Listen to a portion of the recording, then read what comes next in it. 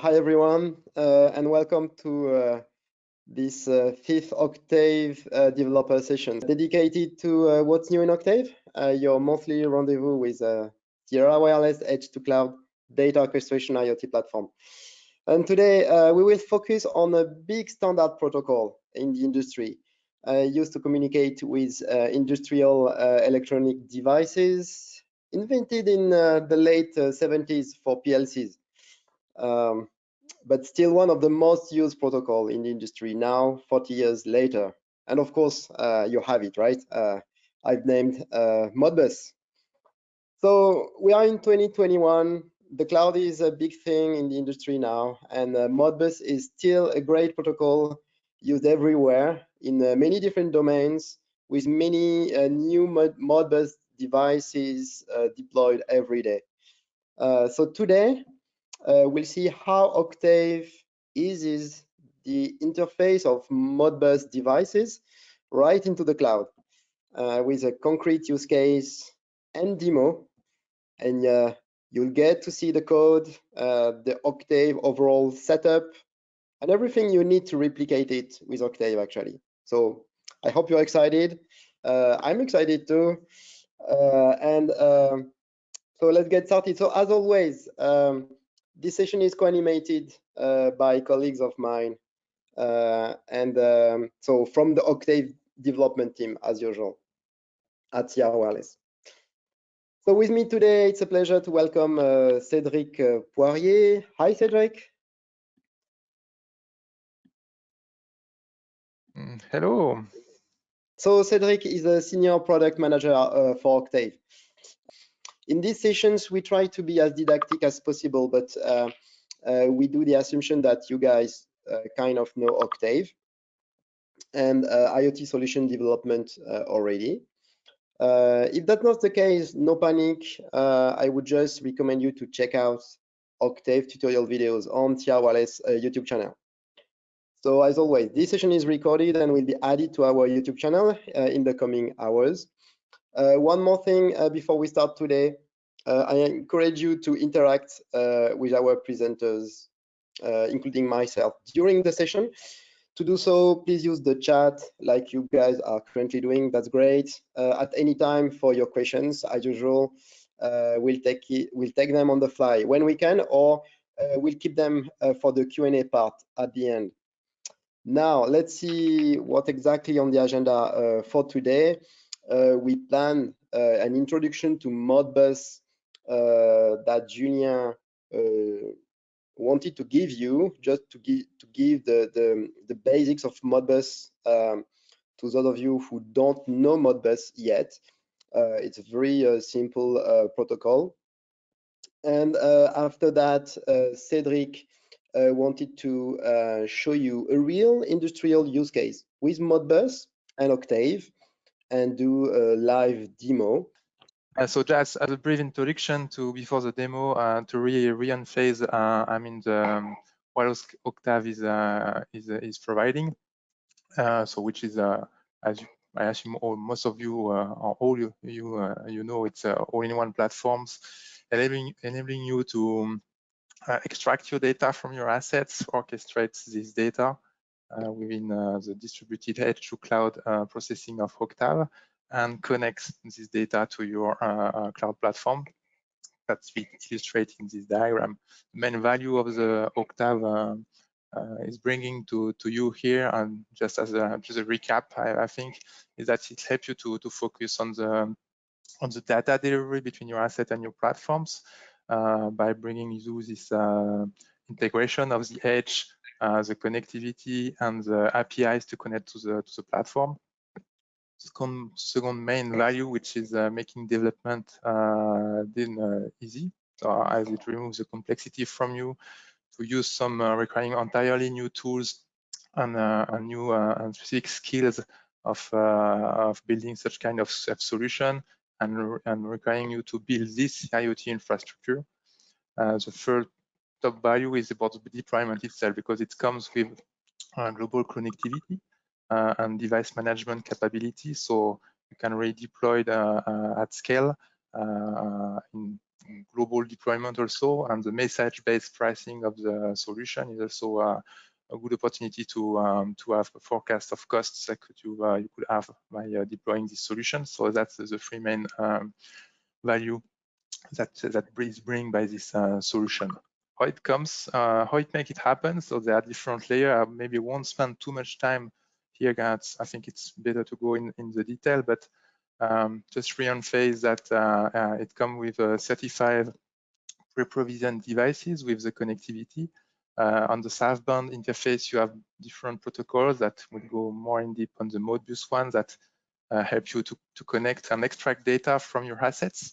You have this engine to process the data that will go more in details with the concept of resources, observation, edge actions that help you to build some logic with basic JavaScript. So it's quite easy to deploy a specific behavior of your data streams. There is also this zero-touch APWA connectivity, which is optimized for the edge to cloud for this protocol, coming with some with a reliable end-to-end security, with security bootstrap and rotation of keys for the edge device. And on the northbound interface, APIs layers to connect to your platform, coming also with connectors, so you can control with these API layers the device management part and also collect your data, your telemetry. So that's the different building blocks that are compiled within this all-in-one solutions that we will now, I think, see more in details in a concrete use case, which is the purpose of this session today. And now, as Julien is back online, maybe I suggest that Julien does his introduction to Modbus so that everybody knows, understand what's Modbus protocol. Okay. Cedric, you can go to the right. Yeah, thank you. Okay, so yeah, well, Modbus. So Modbus is a quite old industrial automation protocol. It's very popular in monitoring, configuring various equipment, various industrial equipment like PLC or sensor, or it's very deployed. It's quite old for a protocol. It's 40 years old, and yeah, it's really started by using serial lines. Mainly over a bus.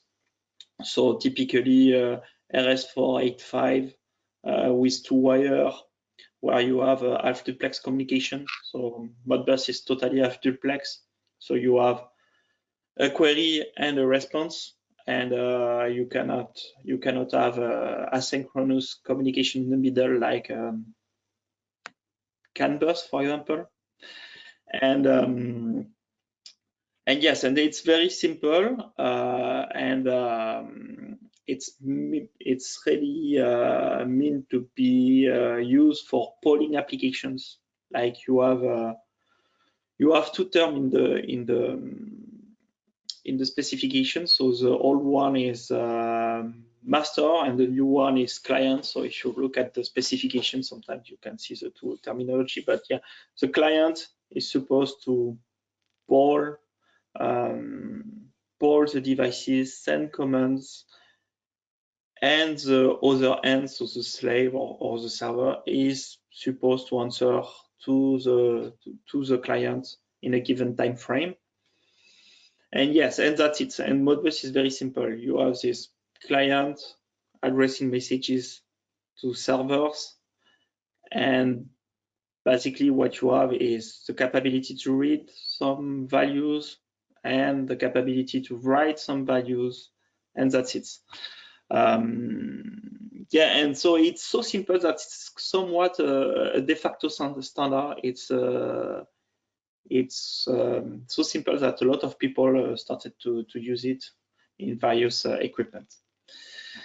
So you have this kind of topology, like this master, you have multiple slaves with addresses. So addresses are encoded in a single byte. So I think the maximum number of devices you can have on the bus is around 200 something. But because of the nature of the protocol, which is polling based, you need to have the master polling all the different slave one after one. So if you have 200 devices, it's going to be very long to read all the data you want to read over the serial line. And yeah, it's very popular or around RS485 two-wire bus, which we are supporting with the FX30S. And more recently, it was adapted to be able to be used over TCP and mainly over Ethernet, which we are supporting with the FX30, which is having a serial port in place of the sub P9 connector of the FX30S. So yeah, to go a bit more into the details, can you go to the next slide, please, Cedric? Thank you. Yes, to go a bit more in the details. So the protocol is, as I said, it's very simple. You have a message going from the client on the bus with an address. So if it's address 2, then only the server at address 2 is going to answer. All the other devices are going to ignore it. And then you have a function. So functions, there is different function, but basically what you want to do is to read some values, write some values at a given address in the memory of the targeted server.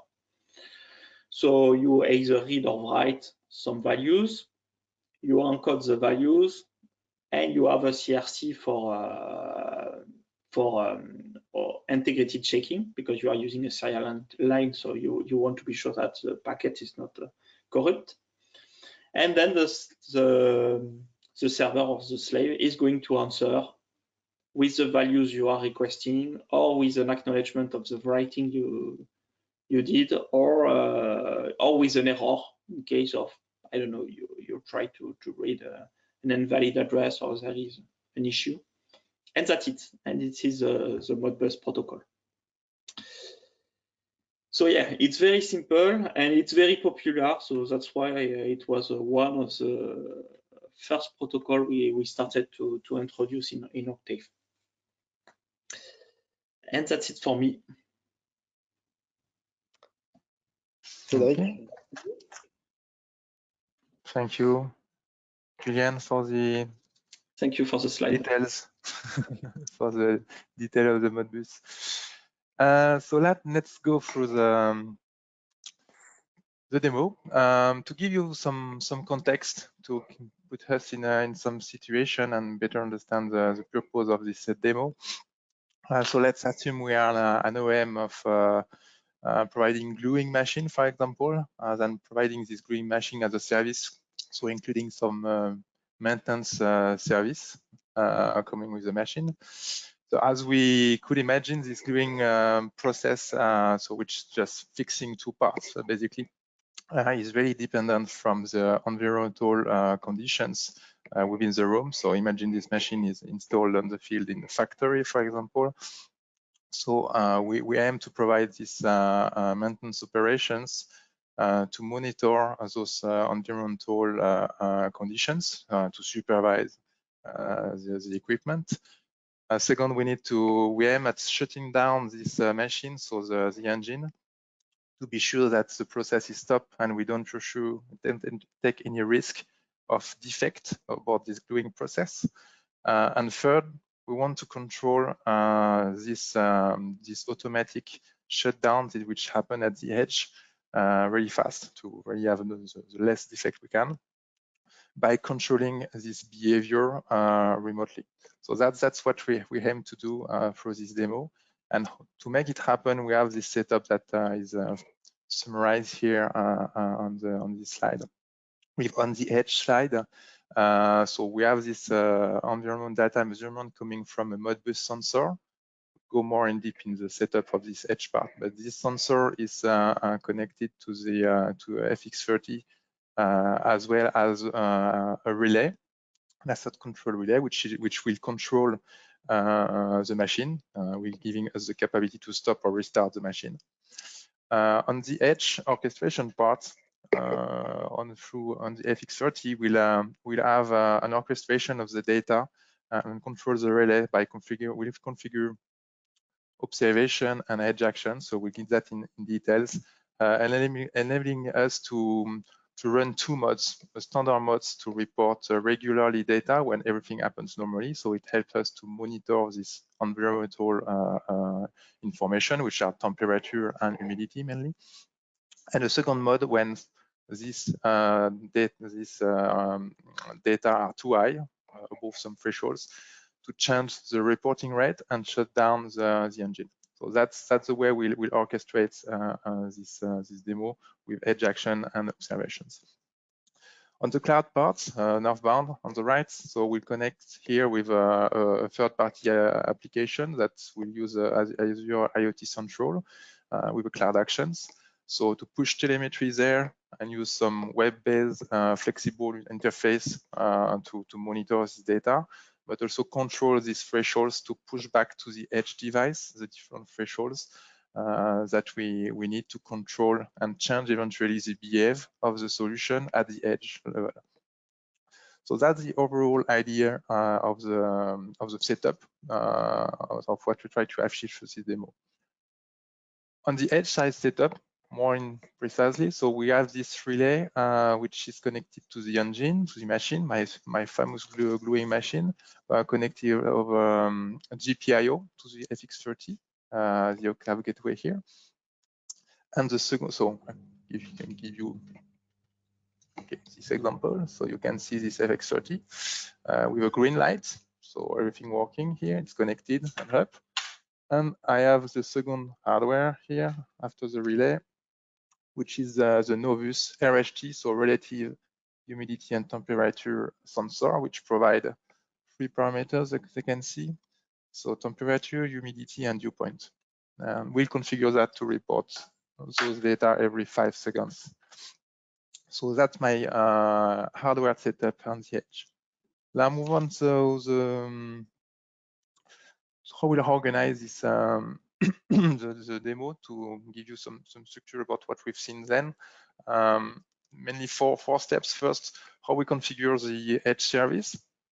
So on this part, we'll configure the Modbus service to retrieve the registers from the sensor. And we configure the frequency of reading this data to 5 seconds.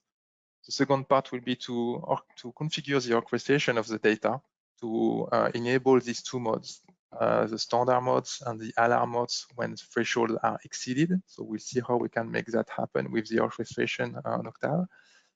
Third, we'll put that in action by I will raise the value of the humidity to exceed the thresholds to see how this data, the reporting data rate is changed, how the motor will be shut down. So shut down the motor, I don't have the machine on my back, but we just see the change of the color of the LED on the FX30 to make it concrete and visible.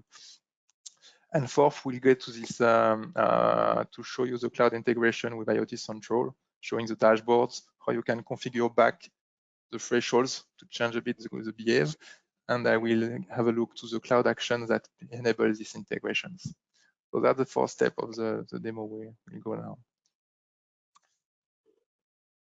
Oops. Yes, that's not a PowerPoint, that's an application we should see. It's Octave applications. Okay, you can see my screen, should be still okay. I'll just check, yes. Yeah.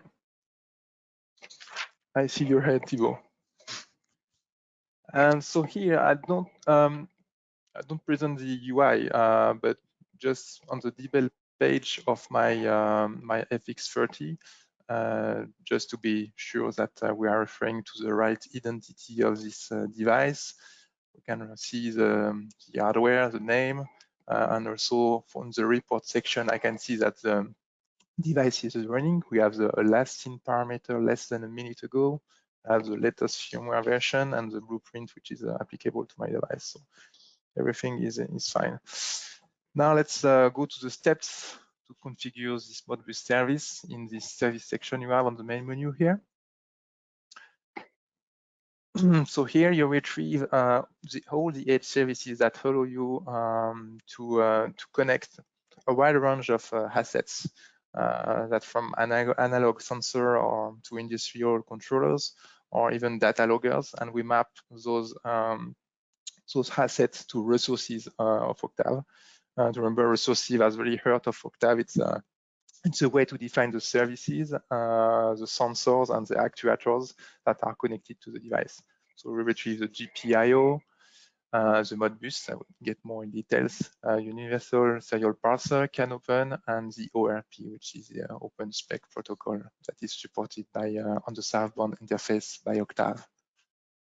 Now today we'll focus on the UART. So here my configuration is already up. You see that the UART1 is right here, but let's go more in detail of these configurations. So below the bus name of the UART1 and the serial configuration with the standard communication, which is the RS 485, we have this configuration of the different registers that Judge Julian was referring about this protocol, where here we can configure the different functions. So we have the server defined, highlighted by Julian, and then we are defining the functions defined here for my temperature data, and I define the start to retrieve this temperature information from this register.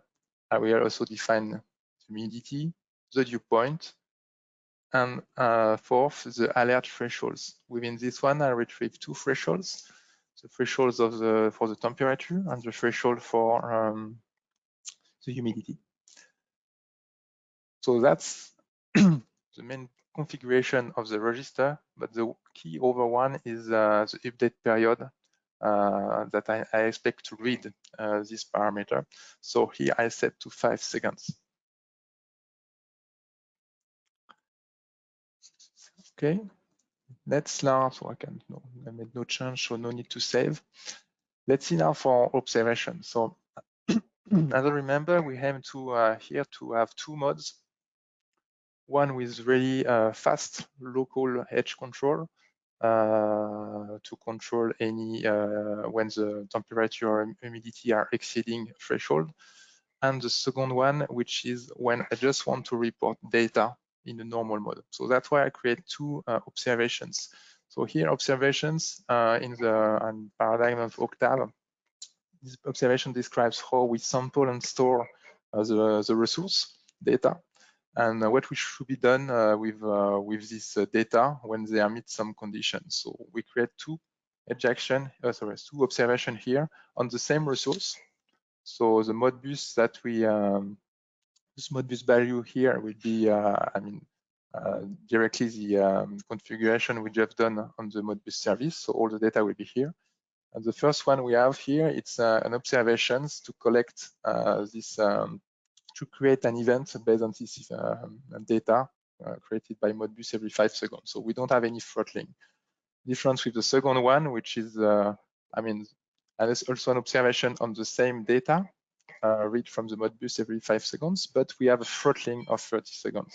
And based on the two observations, we'll apply edge action, one edge action of each one to put in place these two modes of behavior of the device. Let's go through the actions, so the edge actions. So the first one is the nominal case for the when everything is working normal, so the temperature conditions are normal as well as the humidity. I open this one. Go through the line. I just give you that I declare my temperature, humidity, and dew point that I declare from the event, which is pushed from this observations. So as you remember, this observation is throttled by 30 seconds. So every 30 seconds, I will get an event with the data read from the Modbus. Then I collect the thresholds, which are defined through a virtual resource on the device. And then I have just one condition here. It's that if the temperature is under the threshold temperature and the humidity is under the threshold humidity, everything goes well. So I report my data and create an event. So there is no alert, the status of the alert is 0, and I report temperature, humidity, dew point, and also the temperature and humidity thresholds are just read from the virtual resource. So as the observation here is throttle every 30 seconds and generate an event, this edge icon will trigger an event with every 30 seconds, as long as these conditions are met, meaning that the conditions are correct for my gluing machine. Back to my wonderful gluing machine. So then sometimes everything not going so well. So I create my second edge actions to run a fast control at the edge. This one take an entry, which is the edge action with no throttling. So meaning here, every time I read data from the Modbus sensor, so every 5 seconds, you remember I configure this 5 seconds period on the Modbus service. So every time I will have an event that will be triggered this JavaScript function. And again, I declare temperature, humidity, dew point, coming to pass that from the events of the operations. And then I will set my different conditions. Here, condition as the temperature or the humidity is above the threshold. So meaning that I have some condition in the room of my machine that could make the machine malfunctions and make defects. So in this case, I want to change the behavior. First, I want to change the light on the FX30 to say, okay, put that not red, but sorry, move green to gray because there is an issue. Switch off the relay, so switch off the machine, stop to make some defect product, and report the data. So create an event. Just remember that in this case, the events will be triggered each time my operation is triggered, and this observation has no throttling. So I will have this event created every 5 seconds in this one. If those conditions are not met, I just keep the LED green, and I also keep the relay on, so my machine is continuing to work and produce. So that's for my edge actions. What does it mean? If I'm go to, I can show you the streams in my default. Okay, here I see my data. So that's the data that are generated here. So I see the temperature, the threshold. I can show you here. You see, so the timestamp. You see the value of the dew points. You see the status of the alert. So alert 0, I mean I'm under my threshold, which is right. My temperature is 19, while my threshold of temperature is 25. Humidity is 45, when humidity threshold is 48. So everything going well. I'm under my thresholds. I'm in nominal mode, standard. So I report my data every 30 seconds. You can see I move. Every point is every 30 seconds. We'll focus that more in deep. What time is it? It's at yes. Okay. So it's really stable here. Everything goes well. So let's see that in action now. So I will change. Try to show that here.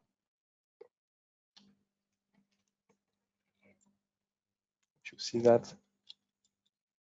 So you see the FX30 is green, and the number at the middle is the humidity. It's 48 now. So the threshold was 48. So up, I switch to red, the value of the FX30. So LED has changed. Okay. And you see on the screen here, I will maybe focus more on the dates, but I'll change. I see my change a bit the graph so you can easily see what is happening. Maybe I just focus on humidity to show you that. Up. So you see how the humidity raise quickly, pass above the threshold, which is the orange line. And we see that the frequency of reporting data move here to 5 seconds, when before it was every 30 seconds. So we clearly see how it's happened, it's changing the rates. Okay. So the way it's happened here, so just a minute, I have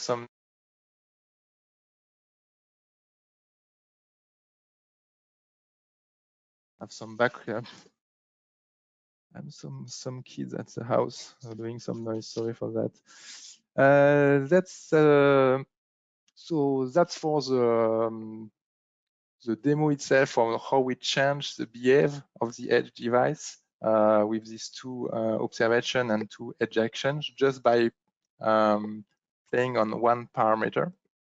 If we now move to the the last part, which is how we integrate that with the cloud platforms, we can figure out here with this example of IoT Central, how we have a end-to-end usable solution directly by integrating with such kind of flexible web interface with some dashboarding capabilities. But again, it's just an example. You can use any other platform. You just use this one, but it could be anyone else. And here we see the report data. So here it's an average, but you see the rising of the temperature and the humidity. I just put some average of dew point temperature. I retrieve my thresholds. So as remember, that's the data we are reporting. So here I can check the raw data. I can show you the last data reported here just a few seconds ago, and we retrieve all my data points, humidity, temperature, and so on. So we can see that again, this is close to real time. We have this value here, which is mostly the last event that I received. And else we have the capability to control the thresholds. So here we have the two thresholds, the 48 for humidity and the 25 for the temperature. So I will put that, for example, let me check if we are, yeah, we see we are now below the threshold. I will put that to 46, for example, or 40, let's consider that, 40. I reduce that to 15 degrees. Okay, I save. So the way it happens that if I go to the streams, I will see in the command stream on my device, I will retrieve this command. Okay, so we see the temperature value here of 25, and you see the humidity command that has just triggered from the IoT Central platform. And if I go to the report value, you can see here that the threshold of humidity is now at 40. If I remove and keep also the temperature, okay, we can see that the both threshold here have been decreased. So you can see how you can control directly from a third-party platform some parameters directly to push directly to the edge. So that's for, I mean, make some commands from a third-party platform, how it happens. So we use here for this integration a cloud action. I use this one, so you will see that we have some traffic here, which is the data that we are reporting since the beginning of the demo. And opening that, we have here, first we going through more in detail in this cloud action. We first retrieve the path and the device ID from the event. So here we use a tag and the default stream for all devices having this tag. And so we extract the device ID from the event, each event of the stream. Then we build payload. So IC payload is stand for IoT Central Payload. So we match the device ID with the measurement. So all the elements of the events that are in the default stream here. So all the temperature, humidity, and so on. Then we transform this payload in a JSON, and then we construct the requests to IoT Central by first defining a content type for the header, and then build the request. So with Octave HTTP posts methods using the headers and the post body parameters. So that's the way we retrieve, as we just seen before, this data here generated here and retrieving the IoT Central. So Cedric, it means that it would be the same if we use Amazon Web Services, for instance, or any other cloud. Any other, yeah. We can do it like this as well. Yeah, using Cloud Auction or also connectors for HTTP connector, generic one for your own platform, custom one, or any platform using AWS or cloud or any own hosting platform. So I think for me, that's what I want to show mainly. We are close to the end of the time session as we have some delays to start. So it's time to go for any question if there are. Yeah, one question on, so if we go back to the Modbus part, which is the focus. So there is these services, but where are the actually where are the resources?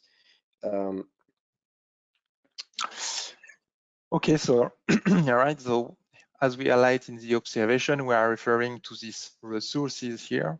So which is I can say fitted by this service configuration. So the resource here, it's all the descriptions, I think, of the service, actuators and sensors supported by the device. And you will have here in the Modbus part, you have this config.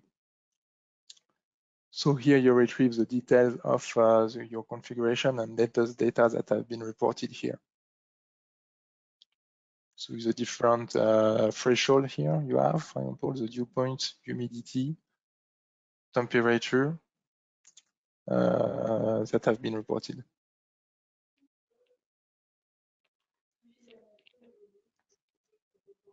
Okay, thanks. So we have a Modbus. Okay, so right in the resources. Okay, so that's excellent. Any other question, guys? Feel free to ask if you have any questions on how to use Modbus with Octave.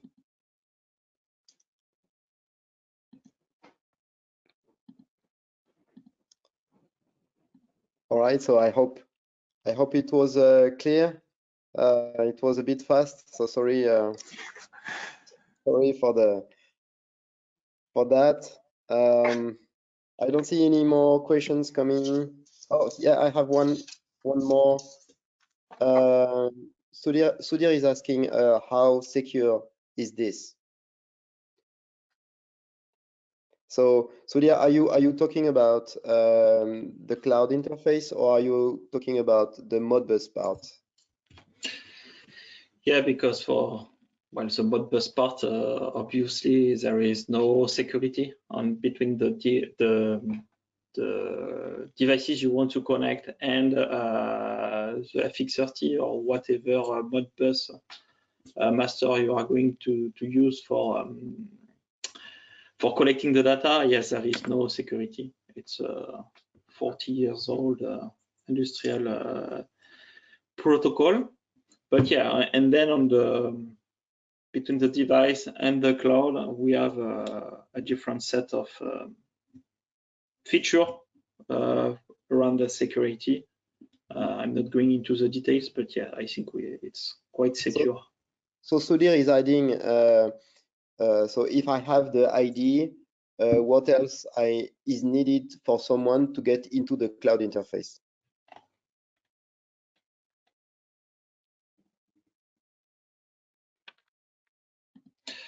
So all the communication are encrypted and authenticated using a unique secret between the device and the cloud. And the device is connected with the cloud using a private network. It's not going through the internet. So yeah, so I think it's answering your question. If you have the device ID, you are not really able to connect to it if you are not the owner. Yeah, exactly. All right. And okay, so thanks. So Sudi it seems happy with the private network answer. That's good. We have Da saying, is Modbus slave mod support? No, no, it's not support, but with a bit of JavaScript and USP, it would be possible to simulate a slave, I think. You need to configure USP for detecting field length, because it's field length based on the Modbus protocol.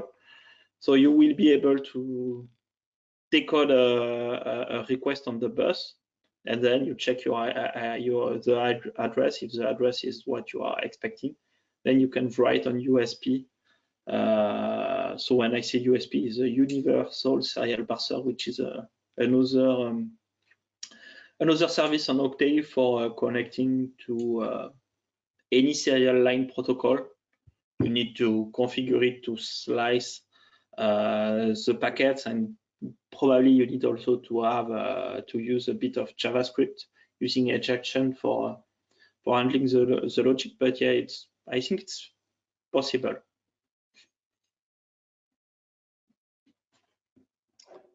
Okay, thanks. I hope it answers your question, Da. And thank you for joining today, by the way. All right. Any other questions? No, so it's a bit late. I think we're going to close here. Or just one other question. So if someone wants to replicate this demo, Cedric, either way, we can have a look at this configuration and everything. I mean, is there really something public? I mean, published on the forum or somewhere? Or do you think that's possible to Yeah, we can publish? for sure. Yeah, we can reshare. Yeah, so that would be great. Thank you, guys. So yeah, we're gonna share that, and as usual, the forum is where to ask your questions within these sessions, these live sessions, where you can ask these questions, but you can as well reach out to us on the forum. Both Cedric and Julien are on the forum and answering on the forum as well. So thank you very much. Maybe Cedric, if you want to go back to the presentation and the last slide. Oh, sorry. Yeah, that's it. Yeah, exactly. And next time, so next time going to be May 6th. We'll have hopefully a smoother session. We may present you some new features on Octave that's about to be released very soon, Julien, I think. And maybe so you'll see that May 6th. As usual, you can register now for the next session, but you'll get an automatic invite. I guess don't forget to follow us on Twitter. You have our Twitter account here, and you can reach out to. You can. Yes. So I see your chat on and your comments. Thanks. You can as well subscribe to our YouTube channel. So all these videos are posted online in the Octave tutorial playlist, I guess. That's the name, and we'll add this one to the list as well. So thank you very much for joining today. Sorry for the late start, and see you soon. Bye bye, guys. You. Bye. Bye.